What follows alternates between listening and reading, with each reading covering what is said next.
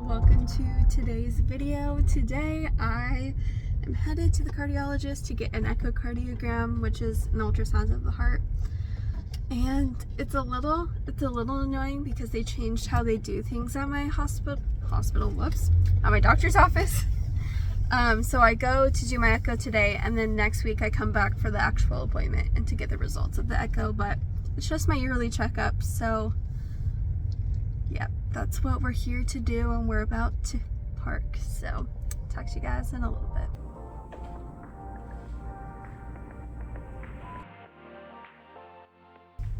Hi guys, happy Tuesday. I'm very tired, but today we're going into the parking structure, but today is my cardiologist appointment, so I should hear the results of the echo, talk to my cardiologist about POTS and the usual yearly checkups, so talk to you guys later. Hi you guys, I filmed this clip the other day, but I didn't realize that the audio was a little bit wacky because Willow was playing like a maniac when I was recording, and I didn't think the audio would pick that up, but it did. So I'm redoing this clip, but I thought I would tell you guys how my cardiologist appointment went, how my echo results were, all of that. I do want to say I did get a vlog camera, and I'm very excited. Since the dawn of my YouTube channel, anytime I'm recording a vlog, it's been on my phone. So I got a vlog camera, and I'm really excited because of the increase in quality, and also I won't have to be constantly worrying about running out of storage space on my phone. So I'm very excited, and I hope you guys are excited too for this quality. But as I was saying, my cardiologist appointment went really well,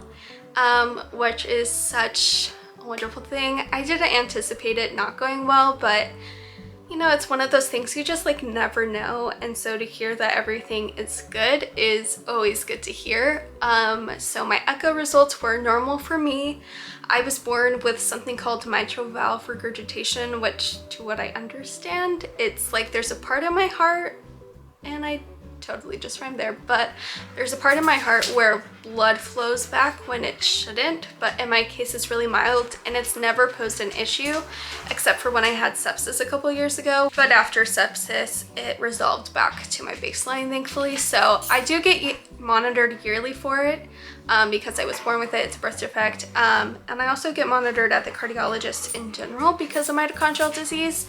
It's always a really good idea to be on top of cardiac health if you have mitochondrial disease.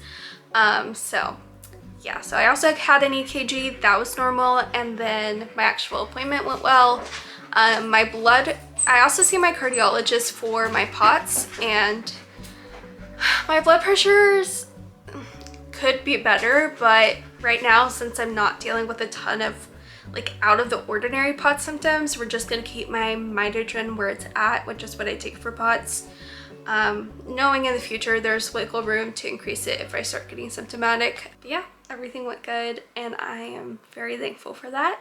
But I am going to let you guys go, and I will talk to you guys in a little bit, and I'm gonna talk to you guys in a little bit. I'm gonna do a little mini Q&A, so stay tuned for that. But that's the update.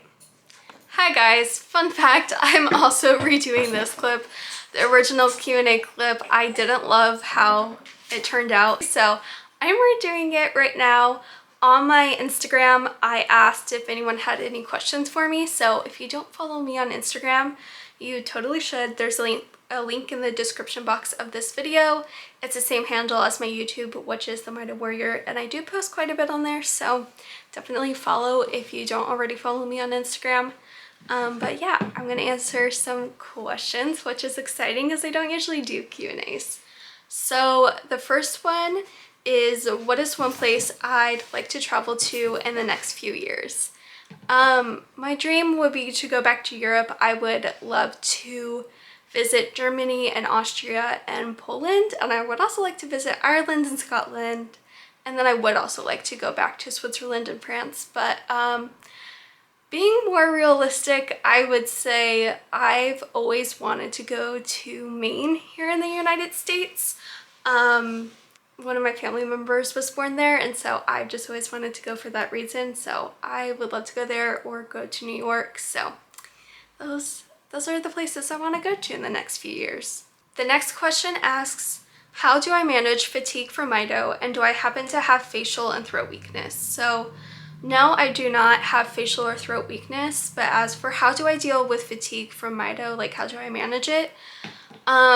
It honestly depends, and I do different things. I would say I'll start off with like the consistent things that no matter what, whether I'm at my normal fatigue level, because I'm fatigued every day, it's just the nature of having something like mitochondrial disease, or if it's debilitating, either one of those circumstances, one of the biggest things I do is I take CoQ10, which I'm sure for the person who asked this question, you already are very familiar with that. But for anyone else watching who's not familiar, it is a supplement that has been shown to be really, really helpful and beneficial to mitochondrial disease patients.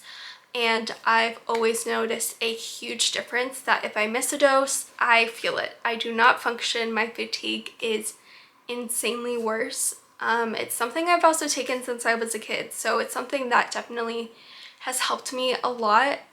If you're looking into starting to take CoQ10 and you aren't already, or even if you already are, whichever supplement you're looking at, I would definitely recommend to make sure it is ubiquinol. It will be in the ingredients list, but make sure it's ubiquinol and not ubiquinone.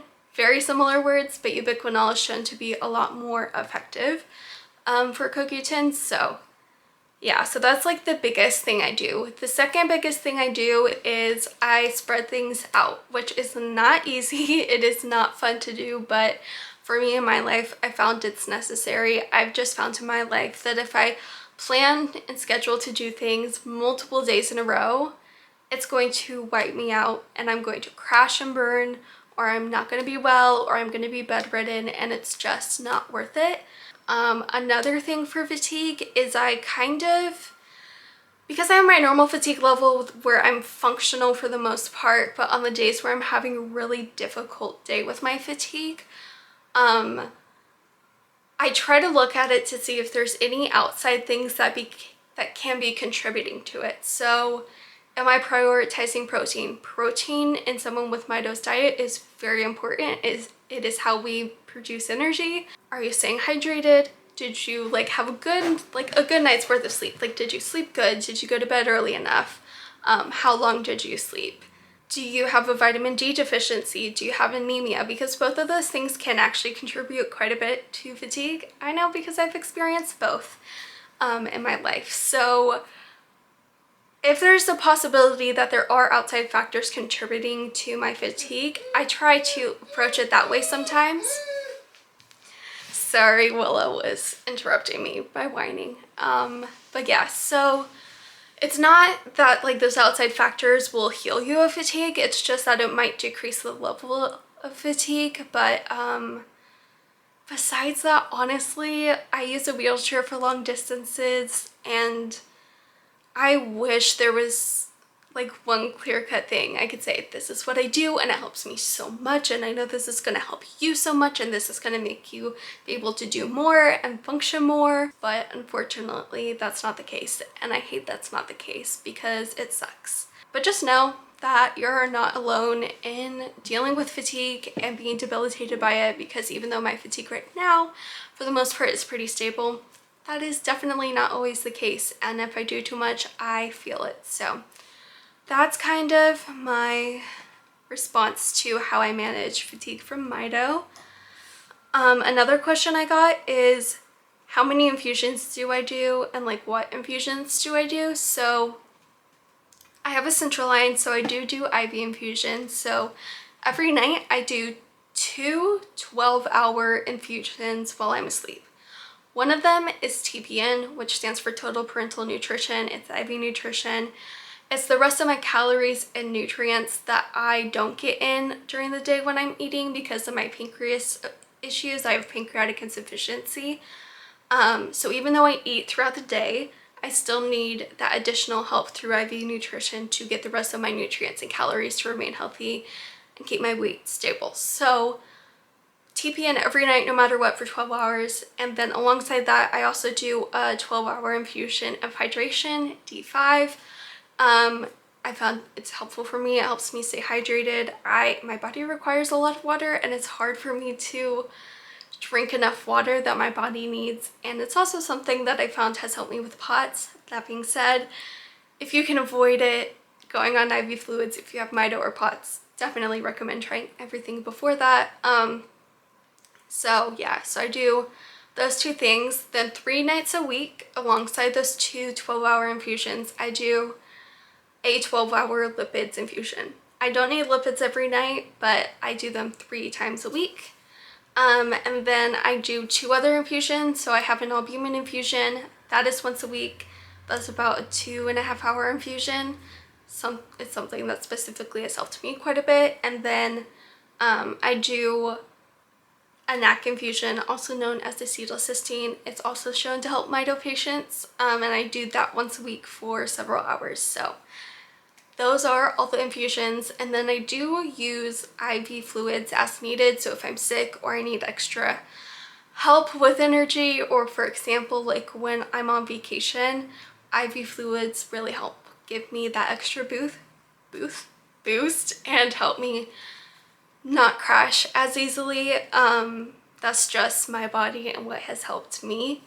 But yeah, those are my IV infusions. And now we're on to the last question, which is the YouTube comments question. And I completely understand where this question is coming from. It is very understandable, but that question is, what are the dosages of my supplements and my medications? And I am not going to answer that question and publicly put that information online. And the reason is because I know for a fact some of the things I take are higher doses than the average patient is recommended or prescribed. Because of my unique experiences with my body, that is not typical for other patients. And with everything I put online about my personal health journey and all about mitochondrial disease and about what I take, I'm responsible for all of that information being online. I do not want the slightest chance for anyone to have any negative experience with anything that I share that I take because they're taking the dose that I do. I completely understand not having a doctor, or not having a doctor that's listening to you, or not knowing if you're taking a high enough dose or the right supplement, because I've been there. I have been there, and it sucks, and it's really, really hard to be in that circumstance. But in that being said, everyone's body is so different, and I am not a doctor, and I just don't feel comfortable sharing that information online. And I hope that you all watching this understand that, and even if that's something you strongly disagree with, that's perfectly okay. You're allowed to disagree with my choice, but I just don't love the idea of sharing how much of what I take. So that's my answer to that question. Thank you guys so much for watching this little mini Q&A and for watching this vlog. I'm so grateful to have you guys all. It still blows my mind all the time that I have all of you subscribers, so thank you so much. If you have any questions for me or anything else, I'm always available to talk on Instagram. You can comment here on this video or other videos.